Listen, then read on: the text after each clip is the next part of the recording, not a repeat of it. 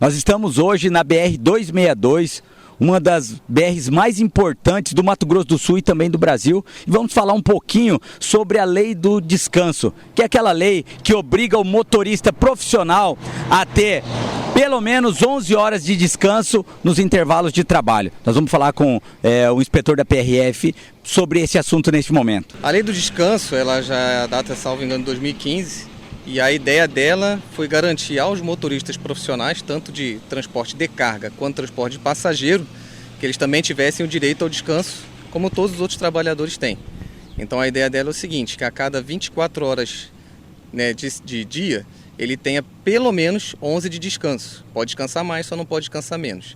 Dentro dessas 11 horas, o importante é descansar 8 horas ininterruptas, ou seja, sem nenhuma pausa nesse meio do caminho, e as outras 3 ele pode fazer em intervalos, sendo que ele não pode dirigir por mais de 5 horas e meia de forma ininterrupta. Então, se ele chegou a 5 horas e meia sem descanso, ele tem que obrigatoriamente fazer meia hora pelo menos de descanso. Quando acontece, como já aconteceu em casos passados, do motorista ter descansado, por exemplo, dentro de 24 horas, somente 3 horas, você percebe que ele fica bem irritadiço para responder as perguntas, ele está meio impaciente, a cara está visivelmente cansado.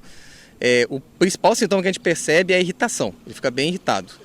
E meio aéreo, né? Um pouco devagar na reação dele. Você conversa com ele, ele demora um pouco a responder, parece que demora a entender o que está sendo falado. Para quem está dirigindo, desrespeitando as regras do artigo 67C do Código de Trânsito, que é justamente não fazer esse descanso que a gente está falando, é uma multa de gravidade média, que são 4 pontos na carteira, e R$ 130,16. Além disso, ele é obrigado a ficar parado no local da fiscalização, um ponto de apoio próximo, por pelo menos 11 horas para poder seguir viagem. Pode ser tanto o motorista que de fato durma no volante e acabe causando acidentes, como pode ser a forma dele de estar dirigindo, às vezes invadindo a faixa do outro lado, às vezes cometendo manobras, até pela impaciência, como a gente falou sobre o fato dele estar sem descanso, às vezes ele começa a querer correr mais para chegar no destino.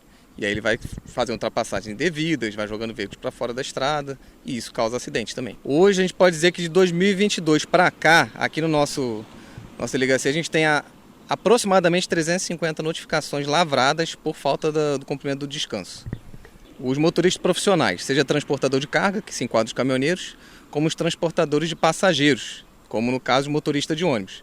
Tem uma pequena diferença na regra, mas é basicamente a mesma coisa. A única diferença é que o motorista de ônibus ele não pode rodar mais de 4 horas seguidas sem fazer a meia hora de descanso, que para o caminhoneiro são 5 horas e meia. Mas no cômputo total são 11 horas de descanso também, no mínimo. Para os veículos de carga e veículos de passageiros acima de 10 lugares, é obrigatório o tacógrafo. Então, para essas duas categorias, a gente consegue fiscalizar bem. A única categoria, digamos assim, que a gente não conseguiria fiscalizar seria os motoristas de transporte de carros de passeio, taxistas, o motorista de aplicativo. Esse não tem tacógrafo, a gente não consegue fiscalizar, mas também não é obrigatório para eles o cumprimento da lei do descanso. São bastante recorrentes. Sempre que está sendo fiscalizado veículos de carga ou de passageiros, é comum a gente encontrar. Se nós tivermos no local uma área em que eles possam fazer descanso, eles fazem descanso nessa área. Do contrário, a gente costuma indicar a eles postos próximos para que eles possam fazer o descanso e tenham também condição de se alimentar, tomar um banho. Então, normalmente, na maioria das vezes, é para algum posto próximo.